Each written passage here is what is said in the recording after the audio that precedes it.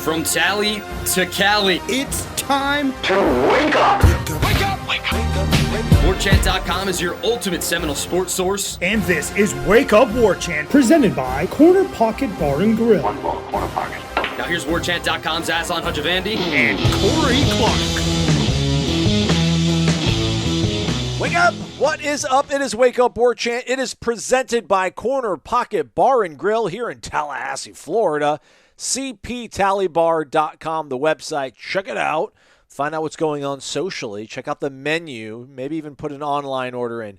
Whatever your heart desires. Corner Pocket Bar and Grill off Appalachia Parkway in the capital city of Tallahassee. Warchant.com, the ultimate Seminoles sports source. Promo code Warchant30. Thumbs up if you're listening to us on YouTube. 5-star rating and review. If you are on the Apple devices, that would be much appreciated. Live show for you folks. This might be a little bit of a shorter program. Football practice on Tuesday, not nearly as appealing, riveting as we had imagined. So we'll do a live show for you folks tonight, 7 p.m. on YouTube. Tune in, ask us all your questions, big picture, small picture.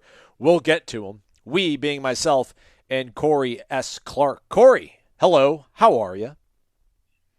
I'm good, buddy. I'm good. People probably can tell I'm I'm not quite, I don't sound quite as crisp as normal, but it's what we do here at Wake Up Warchant. It's a late baseball game. Corey's still at it. So in the middle innings, he decided to come record this first part of the podcast about the football, and then we'll go back and hopefully do a recapping a baseball win later on. But either way, whatever you do, go watch the Noles at Corner Pocket. Am I right, Aslan? You are right. Do it. Two things. Marry them together. The Noles and CP. Can't go wrong with it. Corey, Tuesday's practice, the last of the 2022 spring season for Mike Norvell and the Noles. Non-padded.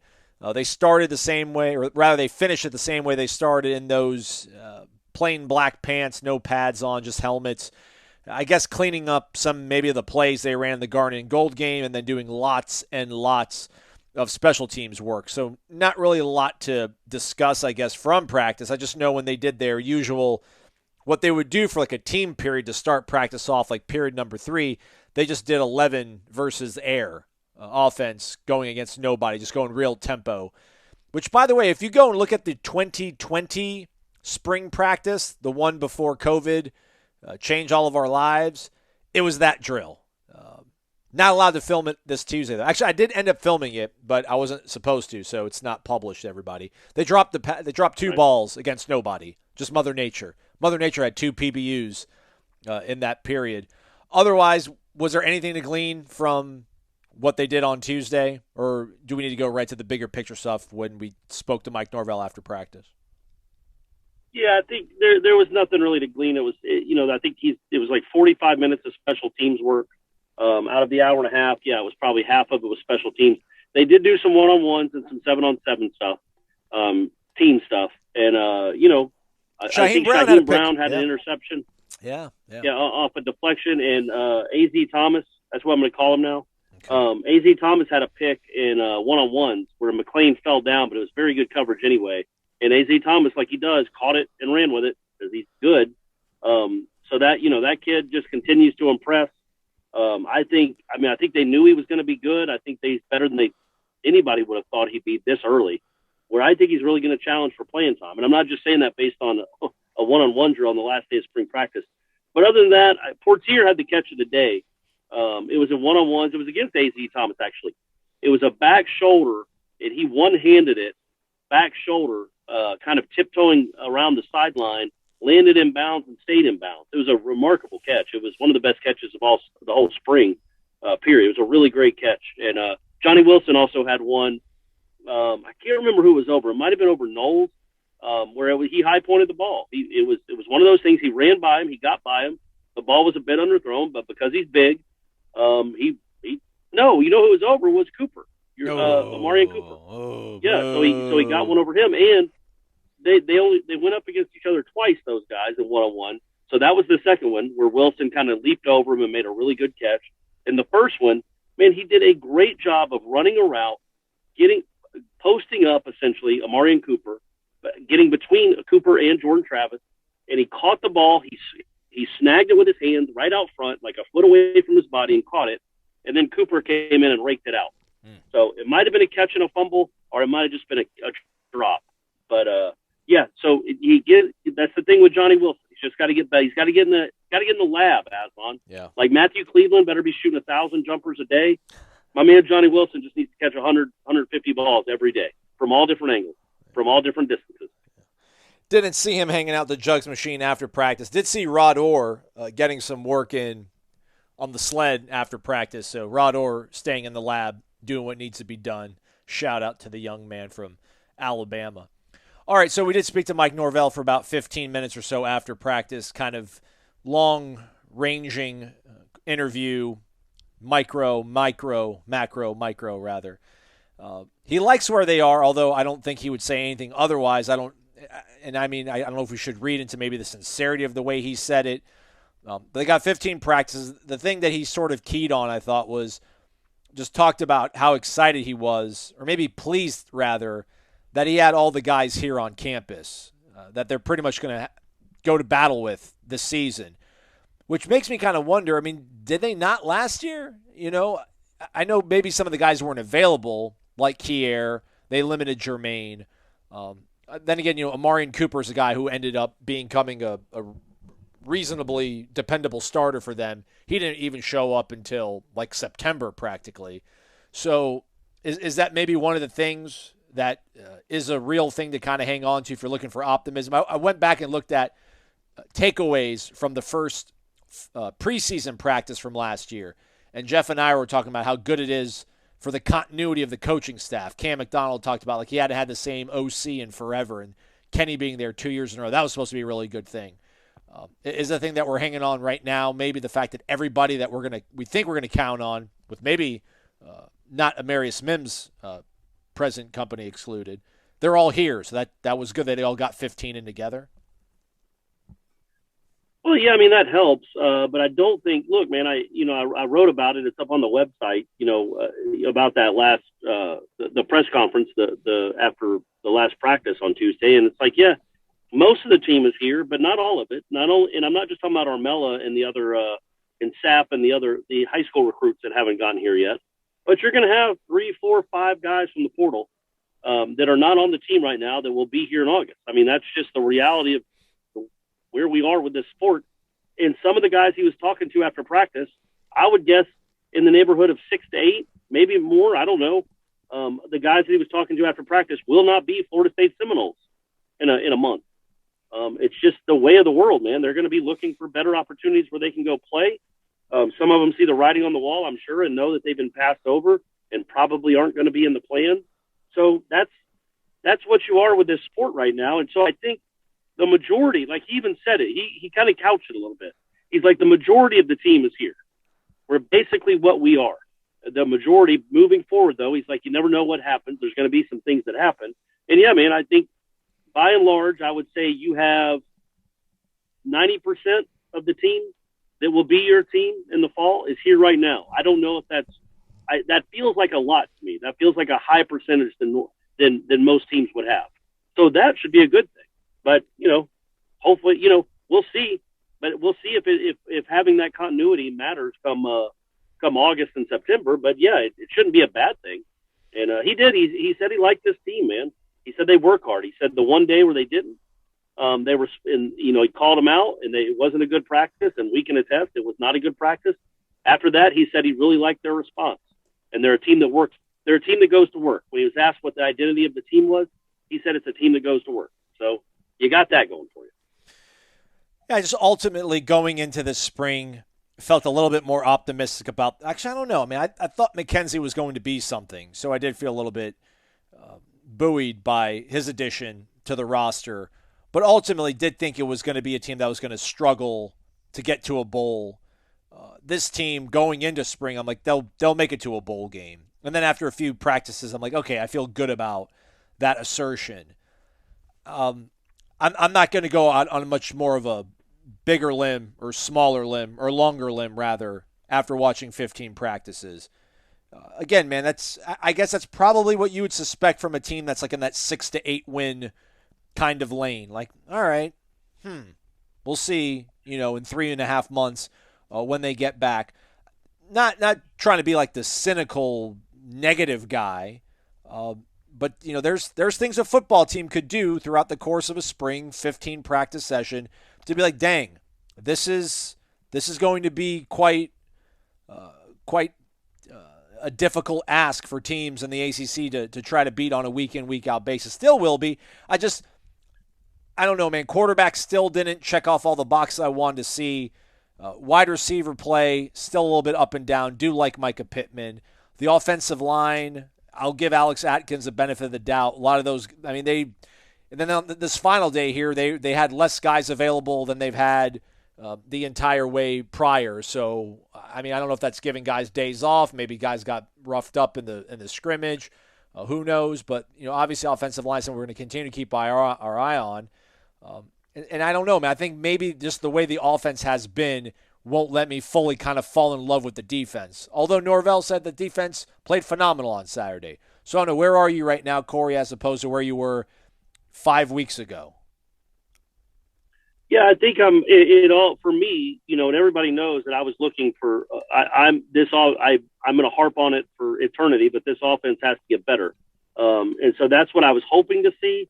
I didn't see a ton of that. So I still don't feel great about the offense moving forward because, look, man, we're in year 3. You can't keep hovering around 28 points in 2022 and expect to win a bunch of games. But the good news is the defense looks good, not like average like it was last year. And we were grading on such a steep curve because the 2020 defense was so abysmal that anything that looked competent, we were going to be like, all right, okay, you can live with this. Giving up 24, that's not bad. 28, 400 yards, that's not crazy because they were doing that in a half in 2020. So going into the spring, I was looking for the offense to take a stride. In my opinion, it did not really, but it's also March and then now early April. So it really does, August and September is when we really want to start seeing those strides, and they might be made. But there might be another receiver or another offensive lineman or two on this offense. It might be a better offense personnel-wise in 3 months than it is right now. But the defense, man, I think the defense could be good, like top 30 good, right? I think it's good enough. It's got players at every level. It's got experience. They played together. They have played together. Veterans. Talented guys, talented young guys. I think it has a chance to be a good defense. So that's encouraging, even while you're still waiting for the offense to maybe find itself. Yeah, you keep saying top 30. And last year, scoring defense, where is it? It's right on my screen. Well, total defense, rather. Let's look at total defense because I can't find scoring defense. There it is. Scoring defense, they were 68th. They allowed 26.5 points per game. They allowed nearly 378 yards. That was 66th in the nation. But again, if you go and look at who they played in the secondary, like in those first 4 weeks when they started off the season 0-4, it's guys like Brendan Gant, Travis Jay. I think Sidney Williams might have gotten a lot of burn in those games. Jarvis Brownlee, he's no longer here either. Yep. So they're totally reconstructed. Jamie Robinson might be the only steady piece, but Jamie was playing, I think, cornerback and now not safety, where he's found a home and was first team All ACC. So 66th with a better, steady, more consistent secondary from the jump. Probably compensates for having lost Jermaine and Kiera, I think.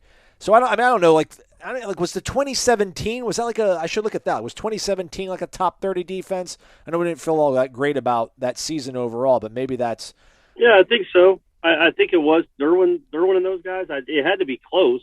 18th. They started out really gosh. well. They were the 18th total defense. Scoring defense was tied for 29th. Wow. Man, Charles Kelly, sorry, man. Sorry, Charles. Sorry, man. Hey, we owe you one, buddy. Yeah, sorry, man. But you wonder with the defense, with Fuller and those guys, you wonder, will they take that next step? So, you hear those numbers, 66th and 62nd, but we all saw with our own eyes, they were pretty good the second half of the season. They weren't They weren't good at all to start the season. We all saw that. But they got better. Like halftime of that Louisville game, you thought that Adam Fuller might not be, or I mean, not you, the Royal you, thought Adam Fuller wouldn't be around on Monday. And then they got like 11 straight stops to end that game, or seven straight 3 and out, some ridiculous number. And then from that moment on, they were a pretty good defense.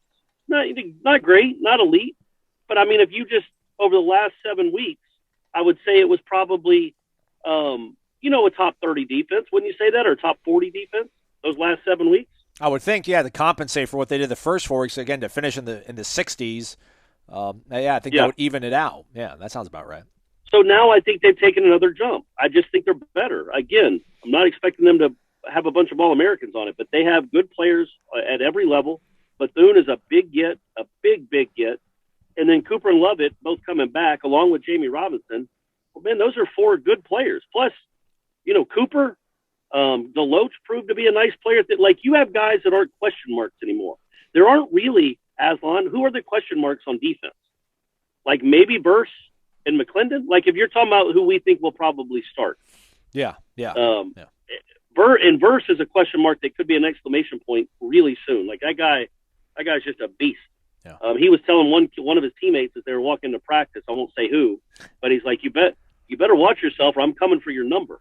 Like, basically he wanted to switch to a different number. Oh. And so, if that happens, guys, if that particular player maybe gets in the portal and he does get that number, I'll tell you guys who it was. But, you'll probably see on the roster.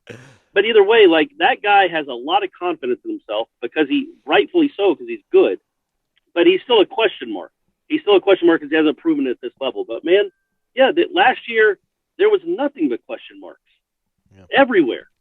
And now, like, you got Noles, you got Cooper, you got Jamie Robinson, like I said, Deloach, Bethune. Akeem Dent had a really good spring, He did, yeah. And Akeem Dent might be an actual player now. So you feel so much better about the defense than you did. And we were talking about it, I think we were talking about it like a week or so ago, like how much easier the top 40 is going to be this year when we unveil our top 40, because we know all these players now. Yeah. Like, it should be the most accurate top 40 in the history of media. I think we started the top 40, honestly, and other people have maybe gone on and done their own. But I just think we know so much more about this football team now, specifically on defense, that I think there's going to be a lot of there's no question marks. We know what it is, and as long as they stay relatively healthy, I think it's going to be a good defense that maybe can mitigate a little bit in offense that still isn't quite up to where we want it. Yo, you hear that? That's the sound of the hottest new club. The Zaxby's Signature Club Sandwich. It's everything you love about our original sandwich, but, clubbier. Hand-breaded chicken, bacon, and cheese, and your choice of Zax sauce or spicy Zax sauce. Try one today with fries and a drink. Only at Zaxby's. Can we turn it down now? And don't forget to listen in for the Zaxby's indescribably good Player of the Week every Monday on Wake Up Warchant.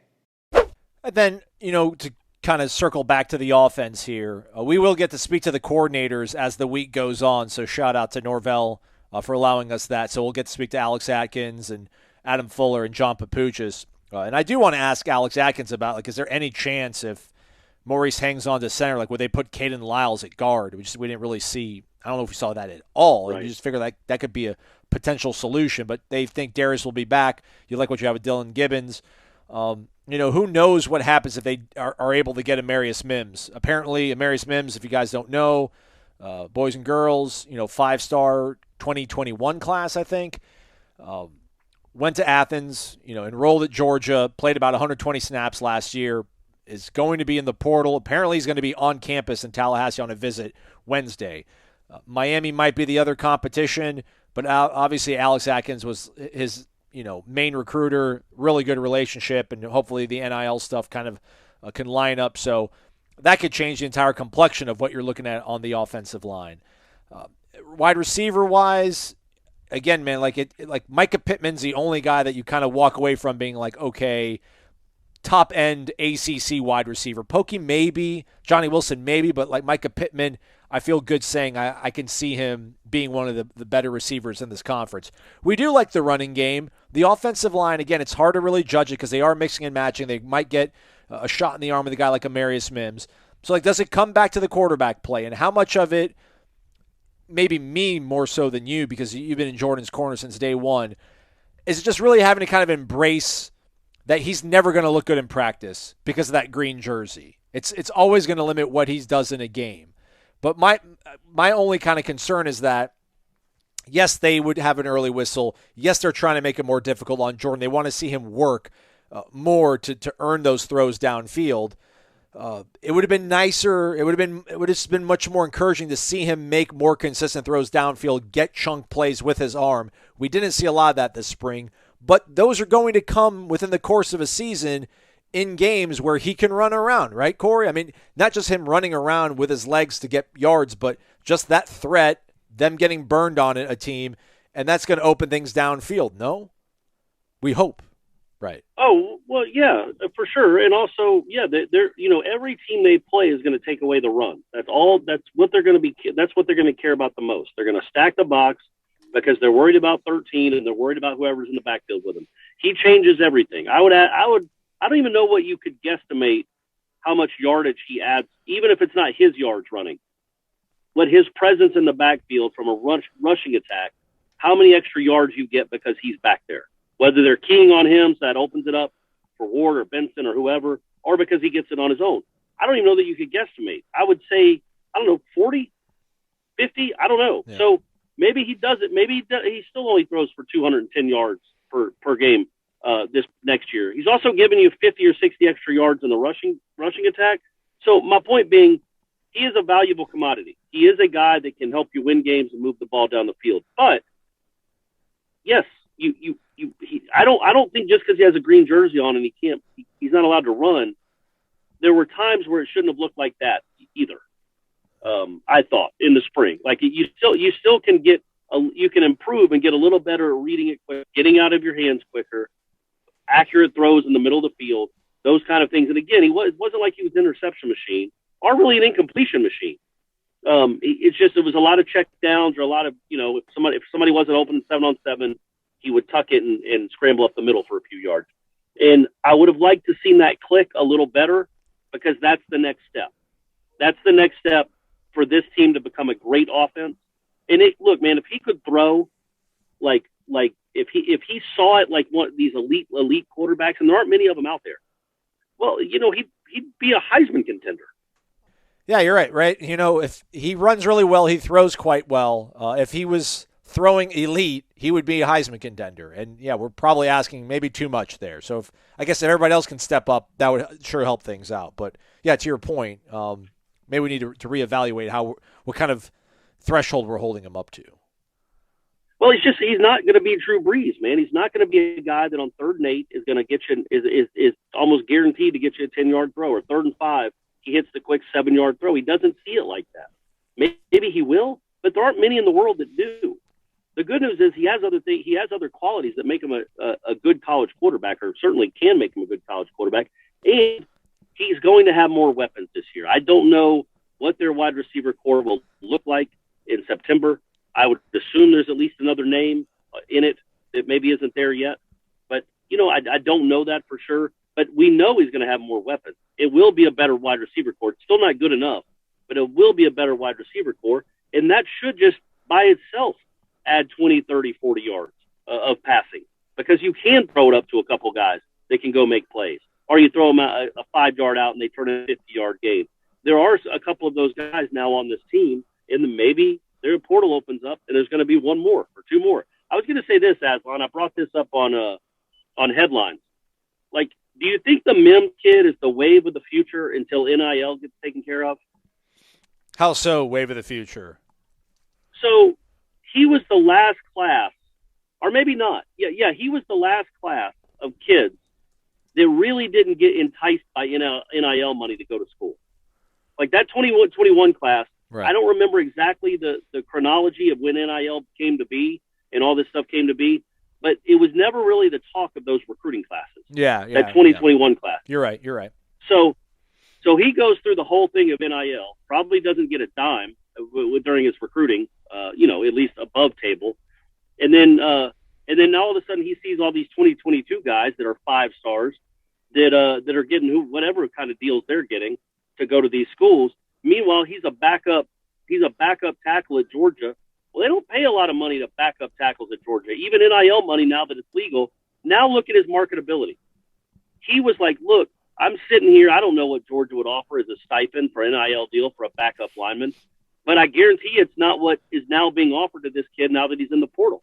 Yeah. And I think there are going to be more players at these big schools that maybe in the next year, and I mean the wave of the future, I mean the immediate future. Mm-hmm. Like these kids that feel like they got robbed of that NIL recruiting money and they're backups right now at Georgia and Alabama and Ohio State. Maybe they don't think they're going to play this year either. Well, man, I can go make some serious money if I enter the portal because I am a valuable commodity out there. I am marketable and I'm valuable, and I can promise you whatever he's being offered right now is more than Georgia was willing to offer for a backup player. And it's weird. It's odd to talk about.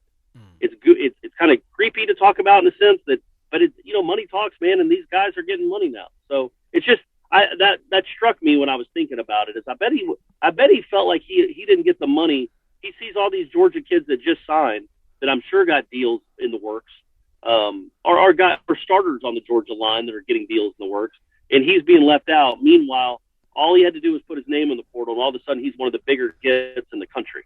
He's one of the bigger targets in the country. He's valuable, and that's knowing your value, I guess. So we'll see if he ends up in Tallahassee. It would certainly make this offensive line better. Yeah, I don't know if it's equal parts NIL and the one-time transfer because you obviously need to have that portability to be able to leave, but maybe it does kind of help out with parity in some weird kind of perverted way. Yeah. Because I think it absolutely will, man. I think until it gets until it gets regulated. I was going to say cleaned up, but whatever. It's never been clean. College football recruiting, but until it gets regulated, absolutely, there are going to be guys at Alabama that are going to be third string or second string that could be stars at other schools, and make a lot of money. And that's and it used to be you would transfer, and it's like, okay, I can transfer for playing time and to help my draft stock. Oh, and also they're going to cut me this huge check. That's right. That's an enticement, man. And Alabama can't pay them all. Alabama's not going to pay. I don't know. I'm just throwing out a number: $100,000 to a kid that's running second string offensive guard. I wouldn't think. Yeah, they could, but they probably won't. They don't Maybe. have to. You're probably right. They got some money. You're right. Well, it's just funny because Alabama's cleaning up in the portal. They got Eli Ricks, who was like a 5-star defensive back who was at LSU. They just got this left tackle from Vanderbilt. Obviously, Jahmyr Gibbs from Georgia Tech, one of the better running backs in the ACC. And, Saban had this kind of, sly, wry kind of modesty when he was talking about, listen, this is what's going to happen. He's like, I don't think a lot of our players are going to leave, our better players are going to leave for what would be a better situation, but a lot of other players at a lot of other schools that aren't getting what they want in terms of success on the field and that sort of notoriety, they're going to want to come here. And if we have room, we're going to bring them on. And, he's doing it right now by adding all these pieces. And it sounds scary, like, golly, man, like they're not only cleaning up in February with all these high school kids, but then the entire year they're going to be able to get the best guys out there. But they can't keep them all. Exactly. No. Well, that's what I'm saying. Yeah. But then there can be like that one Alabama, but then Georgia, Oklahoma, those schools aren't going to be able to hang on to everybody, and those guys are going to be like, all right, like I did kind of like this other school. Remember kids used to get asked like when they finally enrolled or on signing day, like who finished number 2? Who was the runner up to the school that you didn't pick. Well, now they can go to that number 2 school. They can go to that runner-up school because they like that assistant coach, and they're going to get money for it. So, man, good observation in terms of that maybe being at least in the immediate future here, kind of the way things are going to work. And, hopefully it'll work out for Florida State. Apparently Miami's in the mix for him too. But you would think I was going to say, sorry to interrupt, but I would think some kids at Texas A&M, when they saw just the boatload of cash that was thrown at their new teammates, would be like, well, where's mine? And maybe Texas A&M can't afford to pay all of them huge amounts of money. But I would just think that there's probably some really good linemen at Texas A&M that are never going to play for Texas A&M. Yeah. Many of them, actually, that will never play a meaningful snap for Texas A&M, and they're going to transfer to another place where they might become a star. So it's weird. I was thinking about it. It struck me as we were talking to Norvell. I was like, he's talking about this team, but I guarantee you, halfway through the spring, some points of the spring, he's like, what do we really need? We're missing some at this position or that position. I wonder what we could get. And it's just a whole new ball game. It's a whole new way to run a football program. To be like, we got 4 spots available. We got to hit here, and here. It's like getting free agents in June in the NFL. Like this is a need. And it used to be you filled your needs with recruiting and then waiting 2 years. And now you can fill your needs in 6 minutes if the kid has a connection with you. We buried the lead. Let's get to the lead story of your Tuesday evening, your Wednesday morning as you're listening to this podcast. Florida State takes down Florida at Howser 5-0. Sounds awesome, which it is anytime you beat the Gators. No apologies. Florida State, though, got all their runs in one inning. There's no penalty against that, Corey. But, after they jumped out to a 5-0 lead, which is the final score of this one, Florida State wins 5-0, pieced it together with their bullpen. Carson Montgomery apparently had a stiff shoulder, according to Meat, in his in-game interview. But after they jumped out to that 5-0 lead, what an assertive, great inning that was. Alex Terrell with a 2-run home run, Oppo. Then Brock Mathis follows it up, going back-to-back, and just crushes one to left field as well. I just felt it was going to be one of those just offensive explosions, just an absolute eruption of offense. And then they proceeded to do nothing for the next 7 at-bats they had, innings-wise. But Florida did nothing, and they had 9 of them. So suck it, Gators. How do we feel about Florida State baseball? Well, there's still one game does not erase some of the question marks and rough losses of here recently. But it's a great win, man, and it was talking to Meat after the game, again, in transparency, that's why I might sound a little different. We're recording this from my car because it was a late night on Tuesday night. So instead of waiting for me to get all the way home, we decided to do it in the car. And talking to him after the game, the crowd, he talked about the crowd because, look, man, that was a Howser crowd. That was beautiful. Like a Howser. Yeah. I mean, it was full. And it's never full. It's never usually half full. So for it to be full and rowdy, it felt like a real Howser crowd. So I think, Florida coming in when they did after this lull, it feels like Florida came in at the exact right time. Because if this been a Tuesday game against Jacksonville, there would have been 700 people in the stands. Instead, it was a sellout, and it was raucous, and it was loud, it was energetic.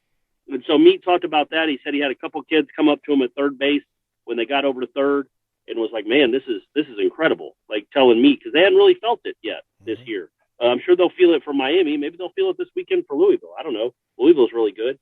But, yeah, I thought that it was a nice win, man. And great pitching, especially after what happened to them this past weekend in Atlanta, for them to come down and throw a shutout without, with starting Scolaro. Yeah. Like they lose their number 4 starter before the game, and they go with Scolaro. And, they just piece it together, man. Whitaker came in and pitched well. Hare was, pretty electric in the last inning. Which I'm sure having people in the stands like that helps. Overall, man, it was a good win. Yeah, they didn't score the last 7 innings, but like you said, Florida didn't score at any of the innings. They had 9 chances that didn't score. And I thought, watching that first inning, it's like, man, where has this been? It wasn't just that they hit home runs. Yeah, it's always going to be more energetic. You're always going to feel better when you hit home runs and get hit. But Terrell going to left field, Lacey had 2 strikes on him and then slaps the ball to right field for a base hit. That was the hit there on, man, this is their night. Something's changed, at least for this night, because that was a great approach. Didn't try to kill it, didn't take a crazy 2-strike swing, just slapped it by the first baseman. Those count too. Those are good hits. The base running, I think Brett Roberts went first to third on a ground ball to third when the ball kind of kicked away from the first baseman just a little bit. That got him a run. They also scored on a double steal in the first inning. They kept the pressure on and kept their foot on the gas, which was good to see. They hadn't had a lead like that over a good team in a good long while. So maybe that was the start of something. We'll see, but maybe it wasn't. either way, the pitching was dominant. It always feels good when you beat Florida. Did Meat give you any kind of indication, like a hunch at all of why he thinks they played the way they did? I know he's not going to boast about it, and he might even be more cynical about it than we are. But did he have a feel for why maybe they performed a little bit better? Well, he kept bringing up the enthusiasm. He said he felt the enthusiasm from the team and that it was genuine. He must have said enthusiasm unsolicited like 3 times. Yeah. He just loved the enthusiasm and the energy of the team. And I think and I asked him, like, does that imply that you weren't feeling it in these other games? What was different? And he goes, they weren't thinking to. They didn't get down on themselves. And he goes, they've been in a rut and they start getting down on themselves and there's not a lot of energy. And he goes, but Friday night we get to Atlanta, we didn't really seem to have it that first night. That second game we won. And I go, even though we got our butts kicked on Sunday, I felt it. I felt that energy in the dugout and the belief in the dugout, even as we were losing. And he's like, it felt like it carried over to tonight. I don't know what happened. I don't know what happened on Tuesday night or before the game on Sunday or whatever, but he seemed to really like the enthusiasm. And I just, it's baseball, man. It's a goofy game. You score 5 runs. It doesn't look like Florida can get you out at all. And then you don't score the next 7 innings. And look, they had the bases loaded in the second inning. They were about to put the game away. And then a shortstop for Florida makes a great running catch down near the foul line on what would have been a bloop single. They could have really turned the game around, and they get out of the inning. But yeah, man, Jordan Carrion made one of the best plays. I don't know that I've seen a shortstop make the play he made in I think it was the second or the third inning. Did you see that play? No, I was making my my annual post-spring dinner celebration. I heard them gush like Jordan Carrion, but by the time I turned around, I didn't bother rewinding it either. Sorry. So he goes deep into the hole, into the grass, backhands it, plants, and just throws a seed to first base. It looked like, it was a major league play. Like that kid is a major league shortstop defensively. I don't know if he'll be able to hit enough to ever get there, but that dude has the skills to play the infield in the major leagues. He is blessed, and they have not had a lot of guys like him over the years. So, maybe it's something. The base running was good, I thought. The pitching was outstanding. You got some timely hits in the first inning. And yeah, that's what you do, man. That's a recipe. That's how you're going to have to win games. You're not going to score 14 runs, especially against good teams. Get yourself a big inning and hope you can ride that to a win. Certainly beats losing. Yeah. Hopefully something clicked after the Georgia Tech series, just because these are a lot of new pieces, man. Colton Vincent was here, but he was backing up Matt Nelson for so long. Terrell's a transfer. Carrion's a transfer. Brett Roberts is a transfer. Davis Hare was at the plate, I think, more times than coming in relief appearances last year. So, this is like a new team. Very through and through.